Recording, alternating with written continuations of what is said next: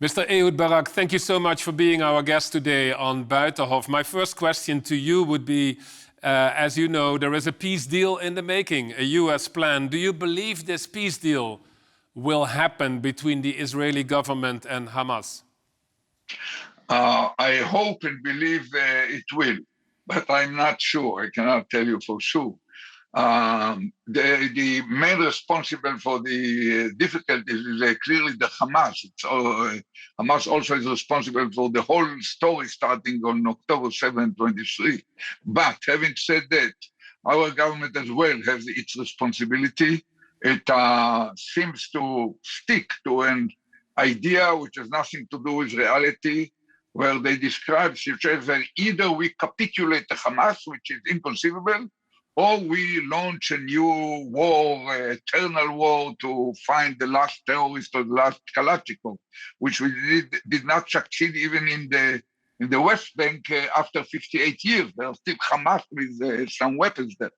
So basically, it's Israeli government, especially Netanyahu, who already torpedoed several opportunities to strike a deal to release all the hostages, is probably doing the same now. Right. By avoiding dealing with the only realistic way to defeat Hamas, which is not to run after the last Kalashnikov or the last terrorist. It's about bringing another entity to replace Hamas in power in Gaza, and should be legitimate in the eyes of international community, international law, our friendly neighbor Arab, those of peace agreement, the Abraham agreement, and legitimate in the eyes of Palestinians themselves. So It means it cannot be a Dutch body or Scandinavian or not even in Israel. It should be something made of Palestinians. Yes. This proposal is on the table. Netanyahu refused to discuss it from day one of the whole story, 8th of October in the morning. Yes. And it's very simple. Let me just complete it, and your viewers will understand what we're talking about. The only realistic way to replace Hamas is to bring in an inter-Arab force made of Egyptian, Jordanian, Emirati, backed by, financed by Saudi Arabia and the UAE, as well as the reconstruction, establish a government of technocrats, overseeing over Palestinian bureaucracy of some 50,000 people or so. And, and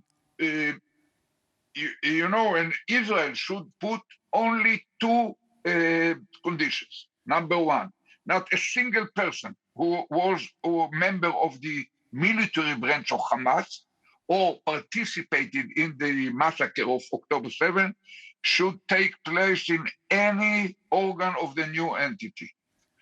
And number two, Israel, which at first time will withdraw to the perimeter of the Gaza Strip, namely the last, 800 meters or whatever, will not pull out to the border until all pre-agreed security arrangements are done. And this new entity, they will even build under the auspices of the Inter-Arab Force with American supervision, a new security force. But right. as I've mentioned, with not a single person from Hamas. Yes.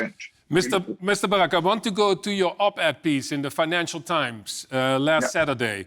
In it, you write about Prime Minister Netanyahu. The Prime Minister is not acting in the national interest. He is acting purely for self-preservation. Every other argument is a smokescreen. Why did you write this? Because that's true. I usually tell the truth. So it's probably uneasy to hear it, especially in English, but it's true. The man is not a lightweight. Netanyahu is a serious person, highly educated, knowledgeable, and extremely savvy in politics. But in recent years, probably as a result of his personal problems, he has a criminal court case running for years now, bribery, fraud, the breach of trust, not easy cases in Israel. There is a strong demand in Israel to establish 80% of the public believe that we have to establish a inquiry national inquiry committee to investigate what happened before, during, and after the 7th of October. And 60% demand his resignation.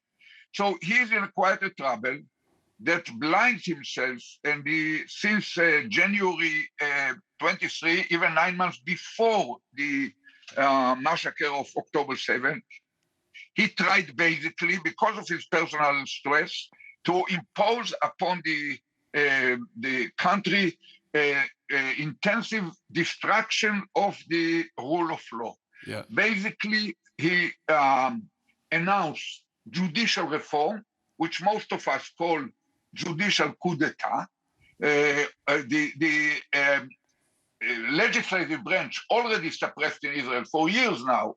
They cannot pass a single law without approval from the government. To start with, they cannot oversee the government activities. Right. But now he attacks the Israel democracy. He attacks the independence of Supreme Court. He attacks the gatekeepers, the Attorney General or head of Secret Service, and so on. So he lost his strategic compass. You can see it in the managing of the war. He lost his moral compass. You can see it in this behavior inside Israel and even some aspect of his international. And if I may interrupt, Mr. Barak, if what we are seeing today, so we know that there was another attack on Rafah in the southern part of Gaza. Over 30 people have been killed there.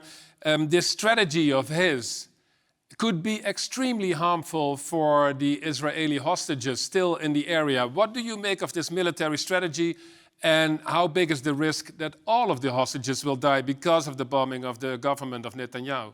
You know, Netanyahu faces a choice, which he presents as binary one, but as I have mentioned minutes ago, there is a third way that he rejects because he is afraid from the end of war. It is a choice between his extreme messianic, racist ministers, Ben-Gvir and Smotrich, upon whom his coalition survivability is dependent, and or to choose to release all the hostages. Yes. He has to choose whether to go with Trump and the leaders of the free world or with those extremists. So basically, this is a choice, and he, for the reason I mentioned earlier, losing his inner compass, strategic compass, he doesn't see that there is an option now not to advance this political, I call it war. The new war he wants to intensify in Gaza doesn't lead to anywhere. No. In short time, it will be stopped either by the external diplomatic pressure, by the consequences of the humanitarian crisis, by some developments in the battlefield, or even in domestic politics. Now, President he Macron will have to stop it. Yes. When he stops it, we are at the same place, namely, we are risking for sure the life of some or most of the hostages, and we will change nothing. There is no way to defeat the last terrorist by major military operation. It's only by a political purpose of the war that should be ended with certain political means. It's not from Clausewitz to Kissinger. There's no other way. President Macron of France, he said this week, the West is losing all credibility with the rest of the world if Israel is allowed a free pass in Gaza. And then the Israeli government shot back at Macron and said he is leading a crusade against the Jewish state. So all of this, what does this do to the image of Israel, the policies of Netanyahu? It's caused a major damage, but that's not a secret. It's not the consequence of opposition leaders' statements.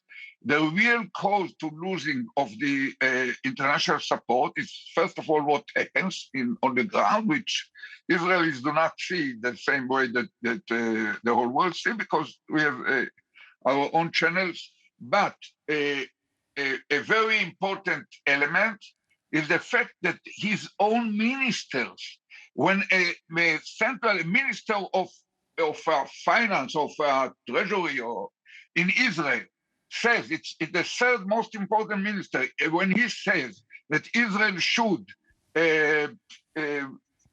transfer all Gazans from Gaza. When Bibi himself, Netanyahu himself, 6 weeks ago, in a government meeting, summarized his plan. He said, "We'll enter massively into Gaza. We will defeat Hamas. They will capitulate. They will put down their arms. Their leadership, whoever still remains here, most of them are either in heaven or hell, but they will be expelled. And then we will mobilize, convince the transfer of 2 million to Libya or Indonesia or wherever, and the door will be open for Trump. And Trump already forgot his plan about the Riviera, and we all remember the Riviera on the beautiful shores of North Korea 7 years ago. The works had not yet started in North Korea. So yes, it's all illusion. It's totally lunatic vision. And if a government of a strong country like Israel, member of the free world, raise these ideas of somehow encourage transfer of $2 million, it's yes. Mr. Barak, it cannot work. We're almost coming to the last question. These policies that you describe of Prime Minister Netanyahu, do you fear it can be extremely harmful for Israel? And will he survive this fight even after what you have told us here? Can his cabinet survive?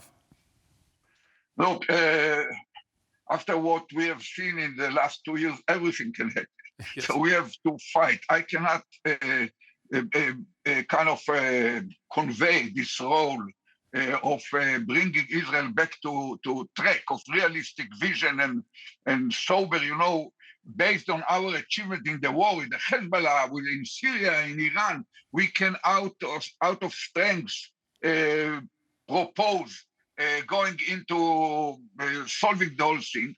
But that's not the intention of the government. I don't want Macron or you or Trump to correct it. It's up to us, the Israeli citizens, to stand on our feet, stand up from the sofas, go to the streets and impose it, even if Netanyahu still have many plans to stand in power for a long time. It's up to us to topple this government which announced a war on Israel, not just on Hamas, on the Israeli democracy, on the spirit of the Declaration of Independence, on everything that the Zionist movement did in the last 80, or you might count 130 years. So it's up to us to block it before they will drag us into the abyss.